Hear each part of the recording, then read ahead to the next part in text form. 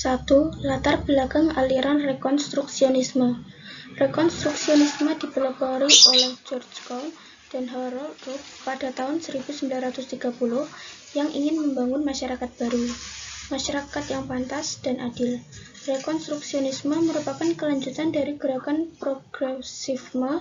Gerakan ini lahir didasari atas suatu anggapan bahwa kaum progresif hanya memikirkan dan melibatkan diri dengan masalah-masalah masyarakat yang ada pada saat sekarang ini.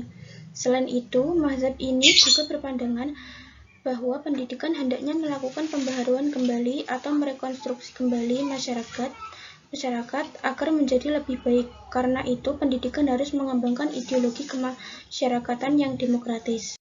2. Pengertian aliran rekonstruksionisme. Kata rekonstruksionisme berasal dari bahasa Inggris reconstruct yang berarti menyusun kembali. Dalam konteks filsafat pendidikan, aliran rekonstruksionisme merupakan suatu aliran yang berusaha merombak tata susunan lama dengan membangun tata susunan hidup kebudayaan yang bercorak modern. Aliran rekonstruksionisme pada prinsipnya sepaham dengan aliran perennialisme, yaitu berawal dari krisis kebudayaan modern. Menurut Muhammad Nur Syam, kedua aliran tersebut memandang bahwa keadaan sekarang merupakan zaman yang mempunyai kebudayaan yang terganggu oleh kehancuran, kebingungan, dan kesimpang-siuran. Aliran rekonstruksionisme bercita-cita untuk mewujudkan dan melaksanakan sintesa atau perpaduan ajaran Kristen dan demokrasi modern dengan teknologi modern dan seni modern di dalam suatu kebudayaan yang dibina bersama oleh seluruh kedaulatan bangsa-bangsa sedunia. Rekonstruksionalisme mencita-citakan terwujudnya satu dunia baru, dengan kebudayaan baru di bawah suatu kedaulatan dunia, dalam kontrol mayoritas umat manusia. Dengan kata lain, perkataan aliran rekonstruksionalisme adalah aliran yang menghendaki agar anak didiknya dapat dibandingkan kemampuannya untuk secara konstruktif menyesuaikan diri dengan tuntutan perubahan perkembangan masyarakat sebagai akibat adanya pengaruh dari ilmu pengetahuan dan teknologi. 3. Tokoh-tokoh aliran rekonstruksionisme. Rekonstruksionisme ini berarti penyusunan kembali. Dalam dunia pendidikan, aliran rekonstruksionisme ini adalah suatu aliran yang ingin mengubah tata susunan sebuah budaya yang lama menjadi kebudayaan yang baru di era modern ini. Tujuan dari aliran rekonstruksionisme ini yaitu manusia berusaha untuk mencari voting suara terbanyak ataupun pendapat terbanyak kepada masyarakat mengenai tujuan dirubahnya lingkungannya tersebut, terutama dalam hal lembaga pendidikan. Adapun pendapat para tokoh beserta pemikirannya yaitu 1. Caroline Pratt, pendapatnya mengenai nilai. Nilai di sini yang dimaksud ialah mengenai nilai yang ada pada sekolah tersebut, bahwa nilai ini merupakan hasil berpikir efektif peserta didik. Nilai ini diharapkan agar dapat mengubah dunia pendidikan lebih berkembang menjadi baik. 2. George Cole, beliau seorang pendidik dari Amerika dan juga seorang ahli teori pendidikan. Beliau sangat menekuni pembelajarannya dalam bidang sosiologi. 3. Paulo Freire. Menurut Paulo, mengenai pemikirannya yang berhubungan dengan pendidikan ini, ia berkeinginan agar pemerintah merubah sistem pendidikan. Menurut Paulo, sistem pendidikan saat ini sangat menindas masyarakat. D. Pandangan filsafat rekonstruksionisme. Filsafat rekonstruksionisme merupakan kelanjutan dari filsafat progresisme. Aliran rekonstruksionisme berusaha untuk mengubah tata susunan lama menjadi tata susunan baru ke arah yang lebih modern. Aliran filsafat ini pada prinsipnya sepaham dengan aliran perennialisme, yaitu menurut Muhammad Nur Syam. Kedua aliran ini tersebut memandang bahwa keadaan zaman sekarang yang mempunyai kebudayaan yang terganggu oleh kehancuran, kebingungan, dan kesimpangsiuran. Walaupun mempunyai prinsip yang sama, cara yang digunakan oleh kedua prinsip ini berbeda. Jika aliran perennialisme memiliki penyelesaian masalah dengan mengembalikan kebudayaan lama yang dianggap cocok atau ideal dengan kehidupan.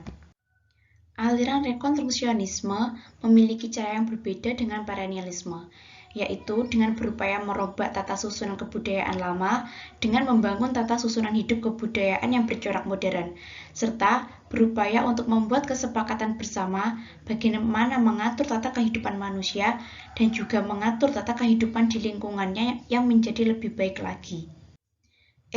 Pandangan filsafat rekonstruksionisme dan penerapannya di bidang pendidikan. Aliran rekonstruksionisme berfokus pada masyarakat. Para penganut aliran ini percaya kurikulum harus berdampak besar dalam kehidupan manusia, menjadi metode perubahan dan reformasi sosial dalam kehidupan masyarakat. Rekonstruksionisme menekankan pada pemecahan masalah dan berpikir kritis dan mementingkan pemikiran ke arah masa depan. Kaum rekonstruksionisme juga menganggap diharuskan adanya pendidikan dengan unsur-unsur pembelajaran global yang berkaitan dengan masalah global sebagai alat untuk mengurangi konflik dunia. Dalam aliran rekonstruksionisme, guru berperan penting sebagai seseorang yang membantu dan mengarahkan siswa untuk mengenali berbagai masalah-masalah yang ada di kehidupan sekarang ini dan membuat siswanya terlibat aktif dalam pemecahan masalah yang ada di sekitarnya, menjadikan siswa lebih menyadari dan lebih pandai dalam beradaptasi dan memecahkan masalah terkait dengan perkembangan zaman yang signifikan. Pada aliran rekonstruksionisme, tujuan pendidikan adalah sebagai berikut. Sekolah-sekolah rekonstruksionisme berfungsi sebagai lembaga utama untuk melakukan perubahan sosial, ekonomi, dan politik masyarakat. Tugas sekolah rekonstruksionisme adalah mengembangkan insinyur sosial serta warga-warga negara yang mempunyai tujuan mengubah secara radikal wajah masyarakat kini. Baik, saya akan melanjutkan prinsip-prinsip aliran rekonstruksionisme.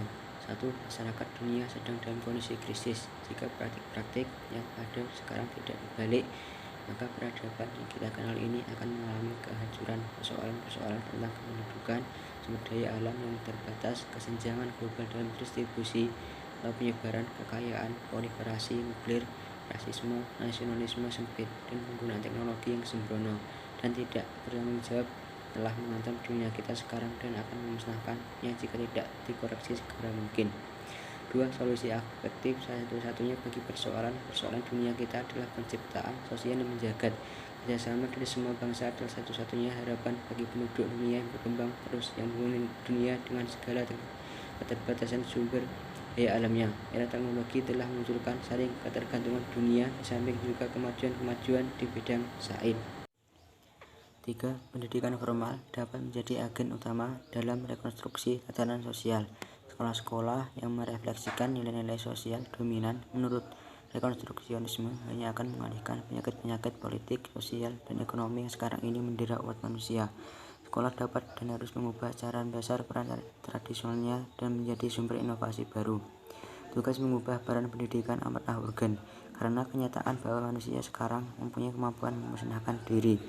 Yang keempat, metode-metode pengajaran harus didasarkan pada prinsip-prinsip demokratis yang bertumbuh pada kecerdasan asali jumlah mayoritas untuk merenungkan dan menawarkan solusi yang paling valid bagi persoalan-persoalan umat manusia. Dalam pandangan kalangan rekonstruksionisme, demokrasi adalah sistem politik yang terbaik karena sebuah keharusan bahwa prosedur-prosedur demokratis perlu digunakan di ruang kelas setelah para peserta didik diarahkan kepada kesempatan untuk memilih di antara keragaman pilihan-pilihan ekonomi, politik, dan sosial. Pandangan rekonstruksionisme dan penerapannya di bidang pendidikan. Aliran rekonstruksionisme berkeyakinan bahwa tugas penyelamatan dunia merupakan tugas semua umat manusia atau bangsa. Karenanya, pembinaan kembali daya intelektual dan spiritual yang sehat akan membina kembali manusia melalui pendidikan yang tepat atas nilai dan norma yang benar pula demi generasi sekarang dan generasi yang akan datang, sehingga terbentuk dunia baru dalam pengawasan umat manusia. Kemudian aliran ini memiliki persepsi bahwa masa depan suatu bangsa merupakan suatu dunia yang diatur, diperintah oleh rakyat secara demokratis dan bukan dunia yang dikuasai oleh golongan tertentu. Power 1982 menggunakan istilah neo-progresivisme. untuk aliran rekonstruksionisme dan mengemukakan implikasi pendidikannya sebagai berikut. 1. Tema pendidikan merupakan usaha sosial. Misi sekolah adalah untuk meningkatkan rekonstruksi sosial. 2. Tujuan pendidikan. Pendidikan bertanggung jawab dalam menciptakan aturan sosial yang ideal. Transmisi budaya adalah esensial dalam masyarakat yang majemuk. Transmisi budaya harus mengenal fakta budaya yang majemuk tersebut. 3. Kurikulum. Kurikulum sekolah tidak boleh didominasi oleh budaya mayoritas maupun oleh budaya yang ditentukan oleh atau disukai. 4. Kedudukan siswa. Nilai-nilai budaya siswa yang dibawa ke sekolah merupakan hal-hal yang berharga. 5. Metode. 6. Peranan guru. Teori pendidikan rekonstruksionisme. 1. Fungsi sekolah. Aliran rekonstruksionisme menghendaki sekolah memfungsikan diri sebagai lembaga tempat membina kembali manusia agar hidup sesuai dengan norma-norma yang benar. 2. Metode pendidikan secara etimologi. Metode dalam bahasa Arab dikenal dengan istilah thoriqah, yang berarti langkah-langkah strategis yang dipersiapkan untuk melakukan suatu pekerjaan. 3. Kurikulum berisi mata pelajaran yang berorientasi pada kebutuhan masyarakat masa depan. 4. Guru. Pandangan rekonstruksionisme terhadap peranan guru dalam pendidikan tidak jauh beda dengan pandangan progresivisme. 5. Tujuan pendidikan. Aliran ini kaitan dengan tujuan pendidikan adalah menghendaki pendidikan sebagai wadah meningkatkan kesadaran siswa mengenai problematika sosial, politik, dan ekonomi yang dihadapi oleh manusia secara global.